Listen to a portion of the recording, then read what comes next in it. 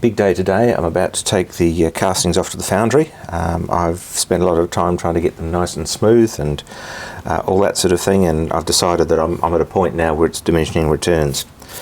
The reason for them being smooth is basically if they try to pull them out of the mould and they've got bits on there that'll catch, which it could damage the mould and you won't get a decent casting out. It's the same reason we have draft on castings. These are a nice pristine white. They've been coated with sealing white, but as you can see from this one, this is a two-part mould that I've previously had cast, a pattern I've had cast, sorry. They don't last that way. There are some screw holes there, and what happens when they ram this up, which is basically flat surface, mould round there, sand, ram down hard, they need some way to get it out, and so they put a couple of screw holes in there like that, apply some wood screws, and then they can lift that out as a handle. This one's a two-part mould, so one goes in one side and one goes in the other side. They've got a name, drag and cope. I can never remember which one is which, but that's the way it works. And as you can see, the draft goes down to the parting line. These ones here, they're all drafted in one direction because the parting surface is this back surface, so they're a slightly simpler pattern from that point of view. But we'll see what happens. I'm hoping they'll work, but it's one of those things you never quite know until you get there. Before I get stuck into machining these, I thought it might be instructive just to have a look at the castings and point out a few of the, I guess, the features, compare them to the patterns and all that sort of thing.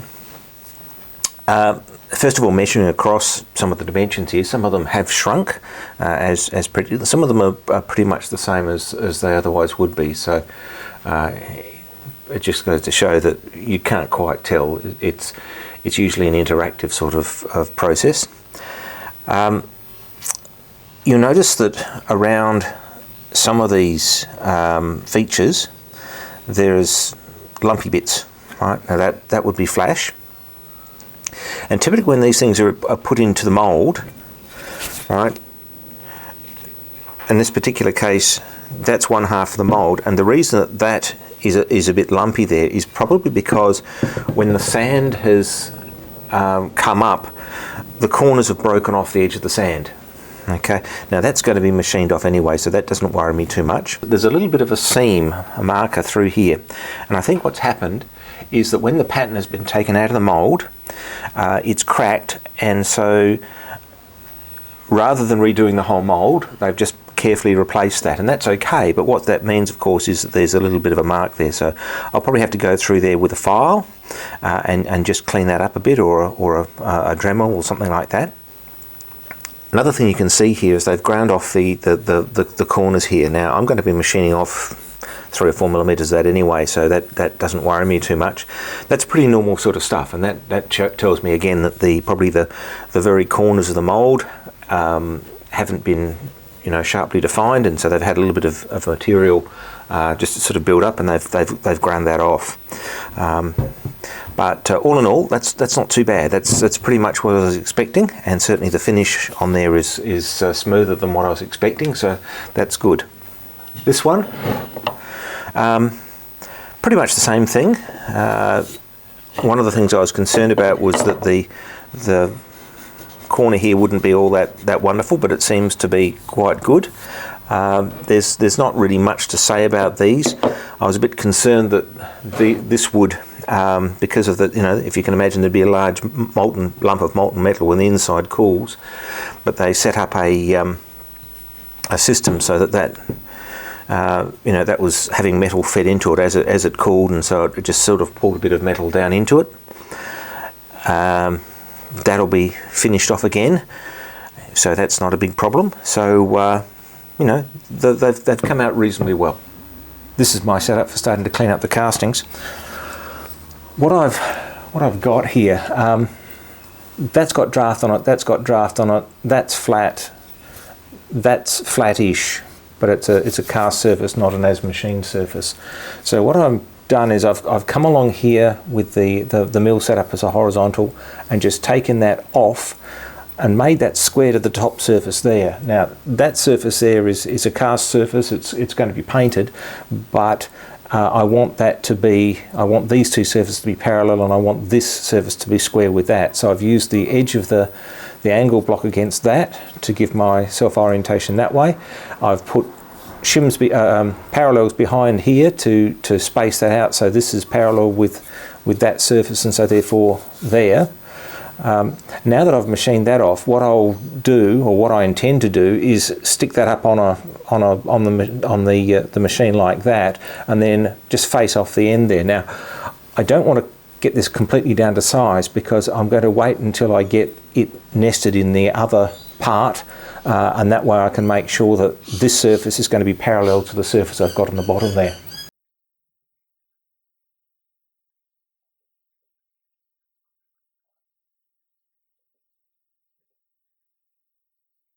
This is my setup for squaring off this face to the back. To the face that I've just machined off. I ran a straight edge on the back of the casting here and just sort of lined that up so it was parallel with the column.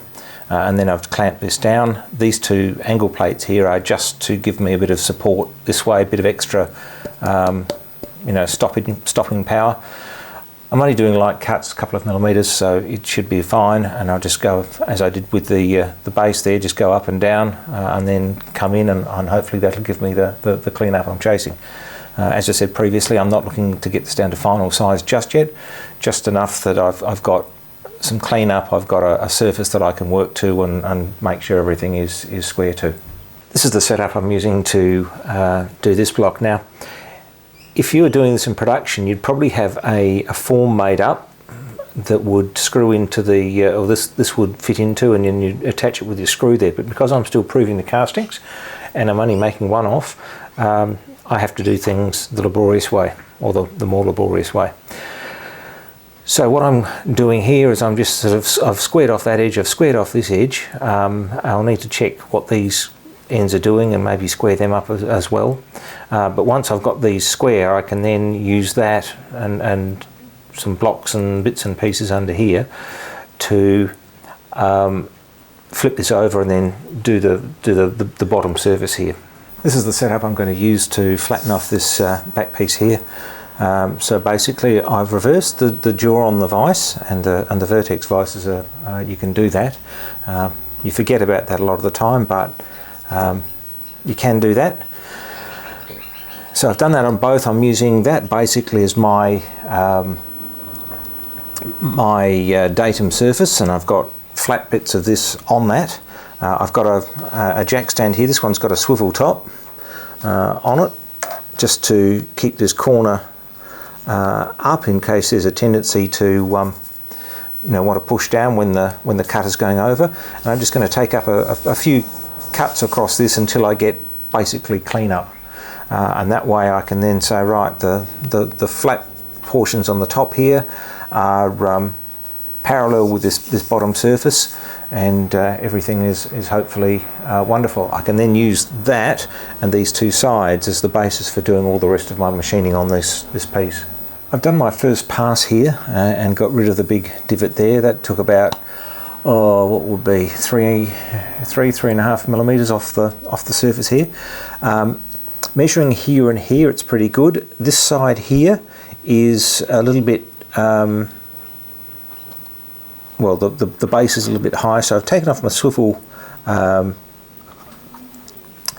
jack, and I'm going to use a drill as a spacer, because that's how much I need to take it down by. Pop that in there, and then knock the part down onto the jack.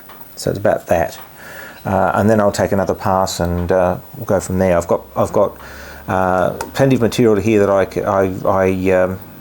for cleanup, so I'm not too worried about taking too much off at the moment. I just want to get this basically flat and uniform.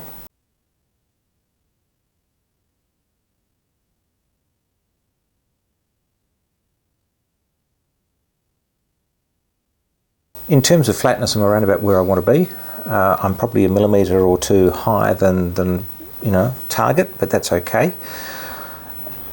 So far I've been using this cutter to face this off. It's just a general purpose carbide cutter, but I had an idea the other day, and I actually think I pinched this off Tormac, so apologies for that. This is a lathe tool. I've mounted it as a fly cutter, and so I'm going to see how well that works. These are actually a tip recommended by my friends at General Tools for cutting cast iron. So I'm going to give that a go and see whether that gives me a nice finish or not.